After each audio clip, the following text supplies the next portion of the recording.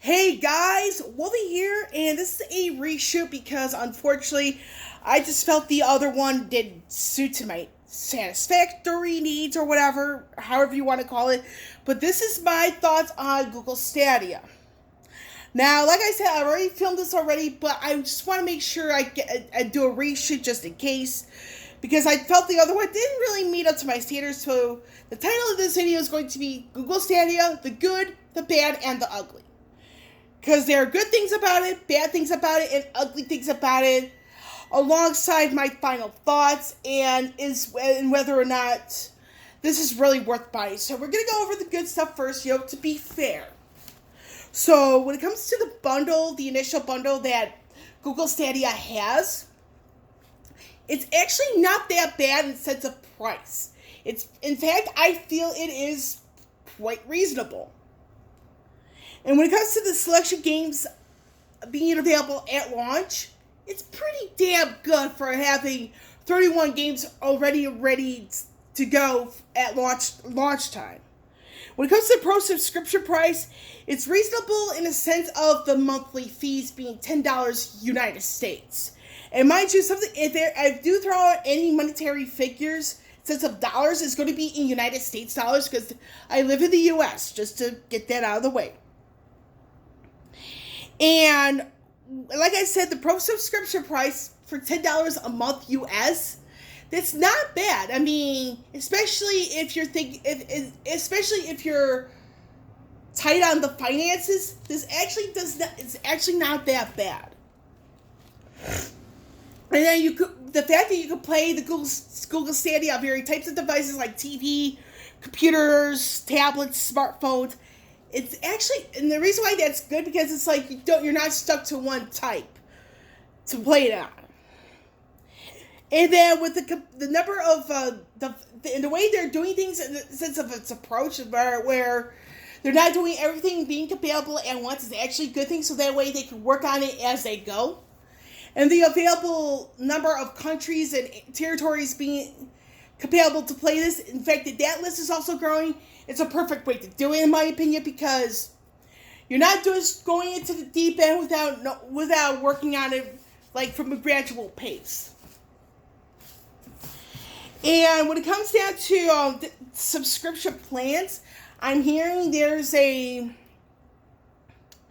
different type of plan where it's publisher/developer specific, where you don't have to play all the games, you just play the ones from your favorite developers, publishers.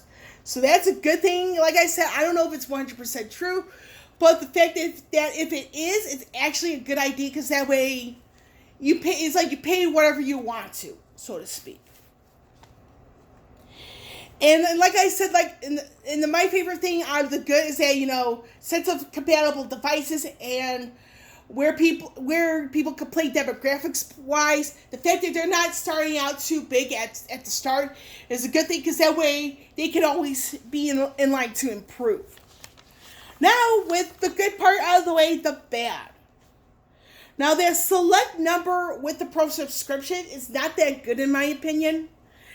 And the fact that it's the fact that the pro subscription rate is $10 a month US, it looks good on paper, but not so good in the aftermath because when it comes to if you look at subscription rates for things like Nintendo Switch, which is $20 US per year, and you have stuff like the yearly rates for Xbox as well as PlayStation systems, the fact that the Google Stadia is only on a per month rate as opposed to a yearly rate is actually bad because of that lack right there.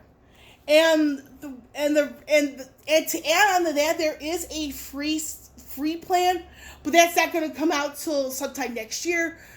And the biggest question, and part of that is in the ugly section, so be tuned in a little bit for the ugly part of that aspect. So the bad part is if you want to play any of the games around launch time or throughout the remainder of 2019 after it goes live, you gotta buy the Founders Day bundle, and I'm not so sure if anybody's really gonna take the bait on that one. So that is a bad thing in that regard. Now, in order to play Google Stadia, you need to have this item called Chromecast Ultra, which is about $59 US. If and only if you get it from Google, because Best Buy has something like that, but it's $60 United States. And again, the whole thing with the limited availability, demographics, compatibility with devices at launch, this could be a bad thing for some, but like I said, it's a good thing because you don't want to go into the deep end too soon, especially if this is an avenue you're not known for getting into, I should say. So the whole thing with the publisher, developer specific subscriptions, we don't know any of the other specifics those as of yet. So this is a bad thing because we don't know more about these, especially if it's true.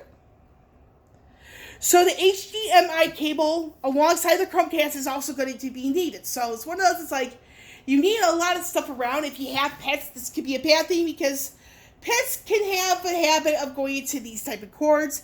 And I know these are not the easiest to replace. The ugly. If you live in the city of Chicago,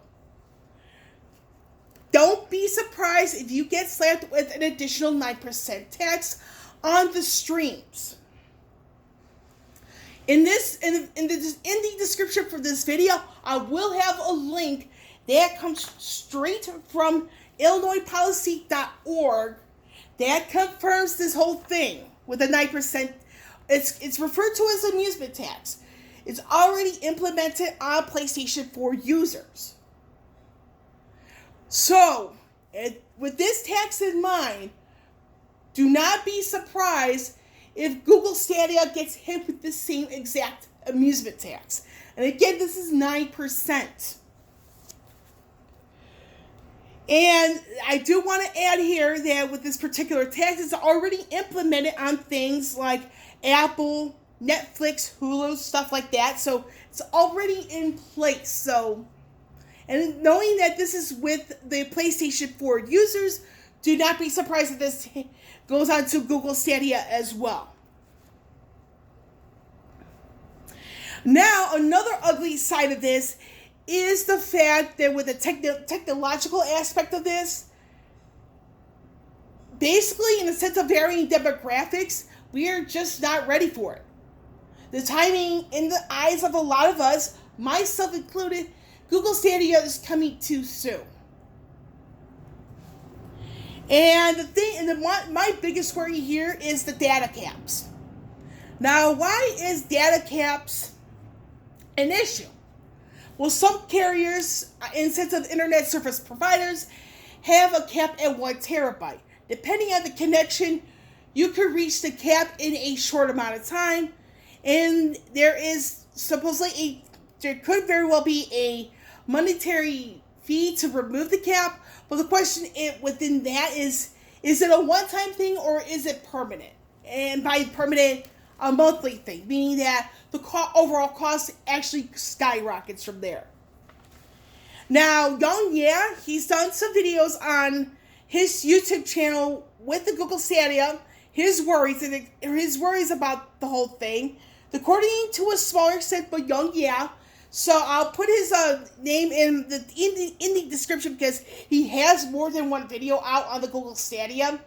He addresses a bunch of concerns here. And one of the concerns he brought up, which I fully agree with, is will Stadia owners truly own the games they purchase? Because one of the videos he brings up, it is not 100% certain that Stadia owners will own the games because it's in a type of storage, and you have to worry about the hackers, all that stuff. Now, even with that part out of the way, Google Stadia is Google's latest attempt to getting into something they're not as well known for. And the reason why I put this as the ugly side of this is because of Google Plus. Google Plus did not fare well because it's no more.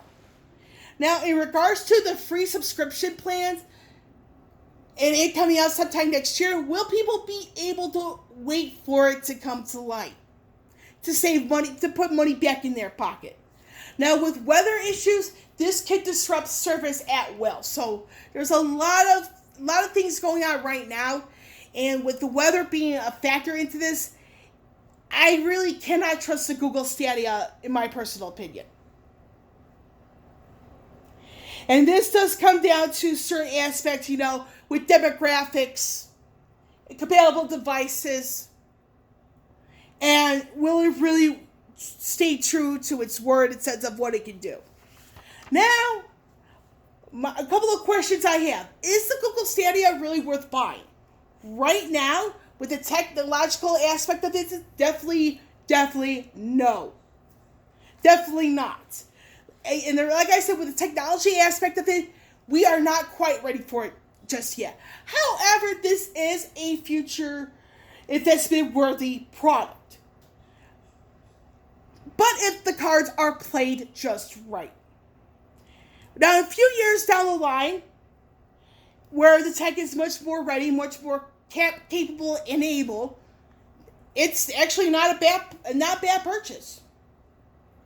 However, this comes down to the whole thing with Google Plus, because again, Google Plus is no more, and will this be another product of Google's where they try to get into something they're not as known for, but fell flat? So it's one of the biggest concerns in that regard. Now, my final thoughts on this whole thing. Everything Google Stadia has going for them right now, up to launch, it's good. I will admit it. However, it only looks good on paper. There's so many questions out there that I cannot help but question. Will this be something that really changes video games as we know it? Will they really deliver on their word? And because there's so many questions involved, I really cannot trust Google Stadia right now. I do, however, want them to prove me wrong. And that's where I will leave this video. With Wolfie here, finally signing off. I will catch you all on the flip side.